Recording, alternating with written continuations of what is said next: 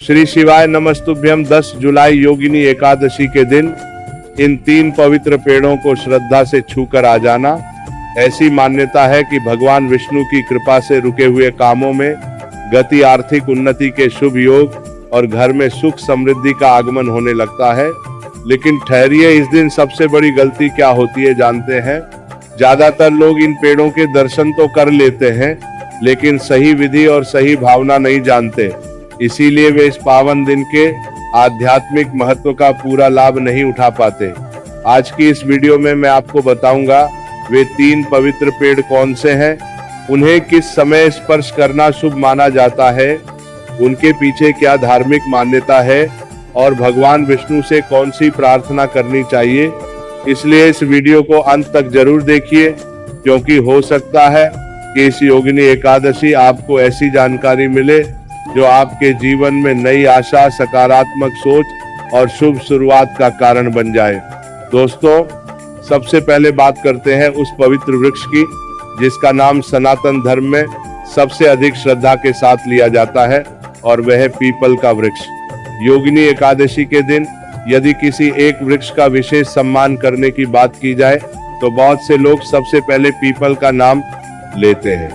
ऐसा इसलिए क्योंकि पीपल को प्राचीन समय से ही अत्यंत पवित्र माना गया है। हमारे ऋषि मुनियों ने केवल धार्मिक दृष्टि से ही नहीं, बल्कि प्रकृति के संरक्षण के लिए भी पीपल के महत्व पर विशेष बल दिया है। ऐसी मान्यता है कि योगिनी एकादशी के दिन प्रातः स्नान करने के बाद स्वच्छ वस्त्र पहनकर भगवान विष्णु का स्मरण करते हुए यदि कोई श्रद्धालु पीपल के वृक्ष के पास जाता है, दोनों हाथ जोड़कर प्रणाम करता है और पूरे सम्मान के साथ उसका स्पर्श करता है, तो वह प्रकृति और ईश्वर दोनों के प्रति अपनी श्रद्धा व्यक्त करता है। लेकिन यहाँ एक बात हमेशा याद रखिए, पीपल का स्पर्श किसी चमत्कार के लिए नहीं, बल्कि श्रद्धा और भक्ति के भाव से किया जाता है। सनातन धर्म हमेशा कर्म, भक्ति और सदाचार को सबसे बड़ा मार्ग बताता है। जब आप पीपल के वृक्ष के पास जाएं तो कुछ क्षण शांत खड़े रहे, अपने मन को स्थिर करें, भगवान विष्णु का नाम ले और अपने भीतर चल रही चिंता, भय, क्रोध और नकारात्मक विचारों को छोड़ने का संकल्प ले। यही इस दिन की सबसे बड़ी साधना मानी जाती है। यदि संभव हो तो पीपल की जड़ में थोड़ा जल अर्पित करें। जल अर्पित करते समय मन ही मन भगवान विष्णु का स्मरण करें और कहे, हे श्री हरि, मुझे ऐसा जीवन दे जिसमें परिश्रम, ईमानदारी, सेवा और संतोष बना रहे। दोस्तों, अक्सर लोग केवल धन की कामना करते हैं, लेकिन शास्त्रों का संदेश है कि धन तभी टिकता है जब उसके साथ विवेक, संयम और अच्छे कर्म भी जुड़े हो।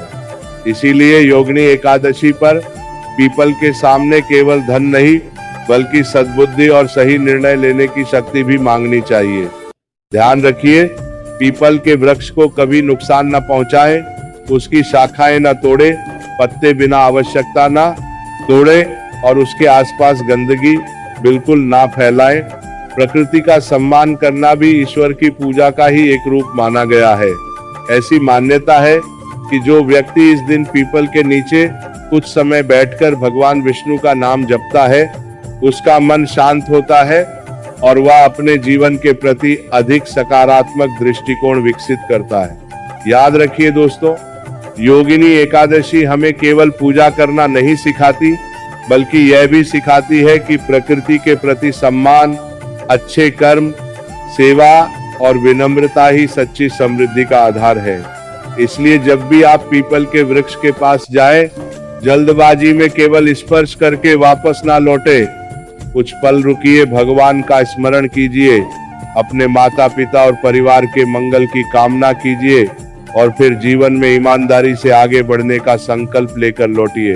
दोस्तों, अब बात करते हैं दूसरे पवित्र पौधे की जिसके बिना भगवान विष्णु की पूजा को पूर्ण नहीं माना जाता।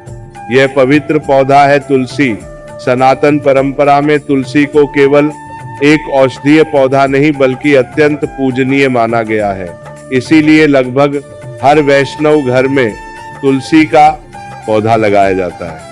ऐसी मान्यता है कि जहाँ तुलसी का सम्मान होता है वहाँ भगवान विष्णु की कृपा और सकारात्मक वातावरण बना रहता है।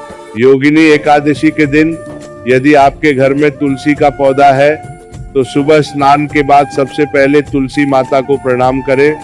यदि घर में तुलसी नहीं है तो किसी मंदिर में स्थापित तुलसी के दर्शन कर सकते हैं। सबसे पहले दोनों हाथ जोड़ें, भगवान विष्णु का स्मरण करें और फिर श्रद्धा से तुलसी का स्पर्श करें। स्पर्श करते समय जल्दबाजी बिल्कुल ना करें। अपनी आंखें कुछ क्षण बंद करें और मन ही मन भगवान विष्णु से प्रार्थना करें, हे श्री हरि, मेरे घर में प्रेम बना रहे, मेरे परिवार में सुख शांति बनी रहे, मुझे सही मार्ग पर चलने की बुद्धि दे और मेरे परिश्रम को सफल बनाने की कृपा करे। ऐसी मान्यता है कि योगिनी एकादशी के दिन तुलसी के सामने भगवान विष्णु का नाम जपना अत्यंत शुभ माना जाता है।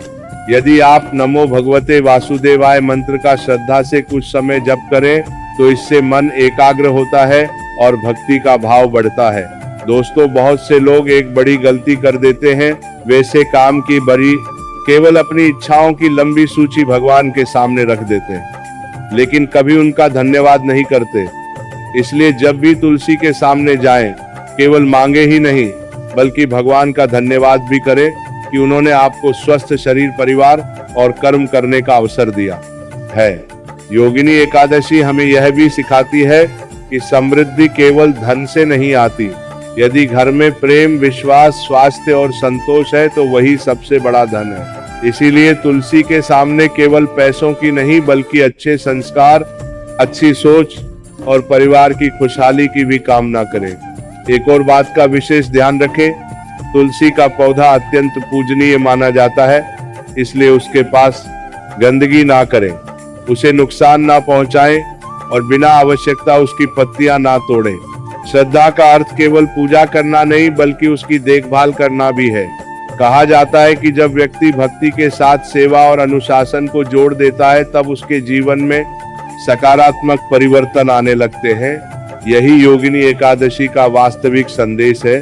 अब तक आपने पीपल और तुलसी के महत्व के बारे में जाना, लेकिन दोस्तों अब मैं आपको तीसरे ऐसे पवित्र वृक्ष के बारे में बताने जा रहा हूं जिसके बारे में बहुत कम लोग जानते हैं। कई स्थानों पर ऐसी मान्यता है कि योगिनी एकादशी के दिन इस वृक्ष का सम्मान पूर्वक स्पर्श करना भी अत्यंत शुभ माना जाता है। दोस्तों, अब बारी है तीसरे पवित्र वृक्ष की। बहुत से लोग पीपल और तुलसी के बारे में तो जानते हैं, लेकिन तीसरे वृक्ष का महत्व अक्सर नजरअंदाज कर देते हैं। यह वृक्ष है बरगद, जिसे वट वृक्ष भी कहा जाता है। सनातन परंपरा में बरगद को स्थिरता, दीर्घायु, धैर्य और संरक्षण का प्रतीक माना जाता है। इसकी विशाल शाखाएं और दूर तक फैली जड़ें हमें यह संदेश देती हैं कि जो व्यक्ति अपने जीवन की नींव अच्छे कर्मों, सच्चाई और धैर्य पर रखता है उसे परिस्थितियां आसानी से डिगा नहीं पाती।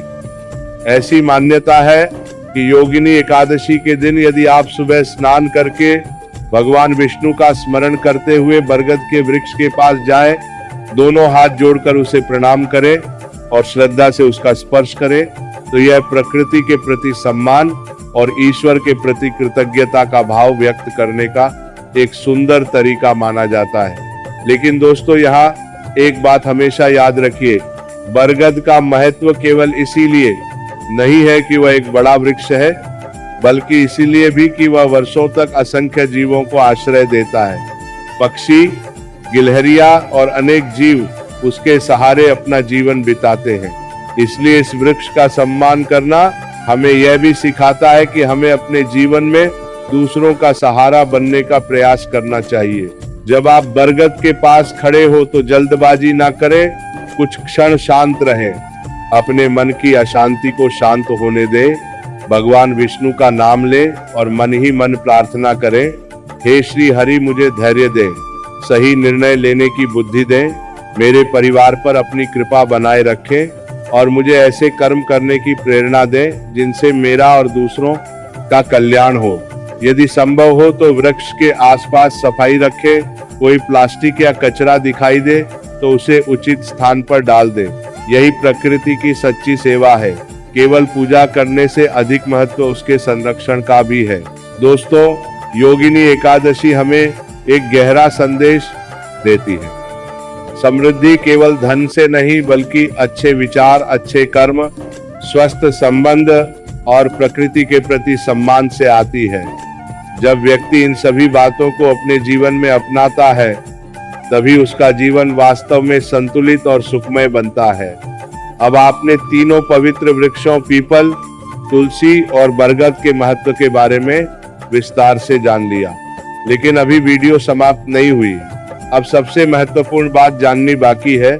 इन तीनों वृक्षों के पास किस क्रम से जाना शुभ माना जाता है, कौन सी प्रार्थना करनी चाहिए, क्या भूलकर भी नहीं करना चाहिए, और योगिनी एकादशी के दिन किन सत्कर्मों को विशेष महत्व दिया गया है।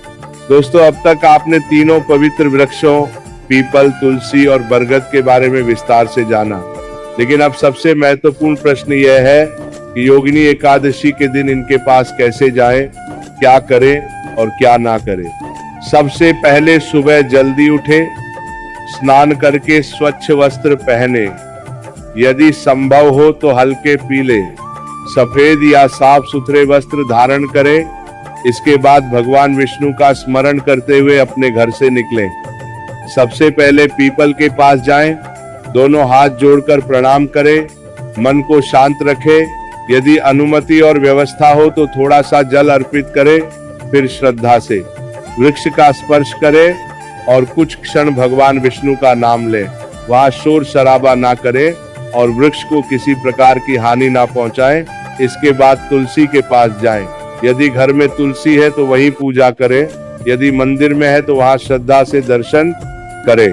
तुलसी के सामने भगवान विष्णु का स्मरण करें और परिवार की सुख शांति, सद्बुद्धि और धर्म के मार्ग पर चलने की प्रार्थना करें। फिर बरगद के वृक्ष के पास जाए। बरगद के नीचे कुछ क्षण शांत बैठना भी कई लोग आध्यात्मिक दृष्टि से लाभकारी मानते हैं। अपने जीवन की परेशानियों के बारे में सोचने के बजाय ईश्वर का धन्यवाद करें कि उन्होंने आपको जीवन, परिवार और कर्म करने का अवसर दिया है। दोस्तों, एक बात हमेशा याद रखिए, इन वृक्षों के पास केवल धन मांगने के लिए मत जाइए। भगवान से यह भी प्रार्थना कीजिए कि आपको मेहनत करने की शक्ति, सही निर्णय लेने की बुद्धि, ईमानदारी से आगे बढ़ने का साहस और दूसरों की सहायता करने का भाव मिले, क्योंकि जब ये गुण जीवन में आते हैं तभी स्थायी समृद्धि का मार्ग बनता है। अब कुछ सावधानियां भी जान लीजिए। वृक्ष की टहनियां ना तोड़ें, बिना आवश्यकता पत्ते ना तोड़ें, वृक्ष के पास कचरा ना फैलाएं, अगरबत्ती या दीपक इस तरह ना रखें जिससे आग लगने का खतरा हो, और सबसे महत्वपूर्ण, किसी भी पूजा को डर या लालच से नहीं बल्कि श्रद्धा और कृतज्ञता के भाव से करें। यही योगिनी एकादशी का वास्तविक संदेश है। यह दिन हमें याद दिलाता है कि भगवान की भक्ति, प्रकृति का सम्मान, अच्छे कर्म, दान, सेवा और संयम, ये सब मिलकर जीवन को बेहतर बनाते हैं।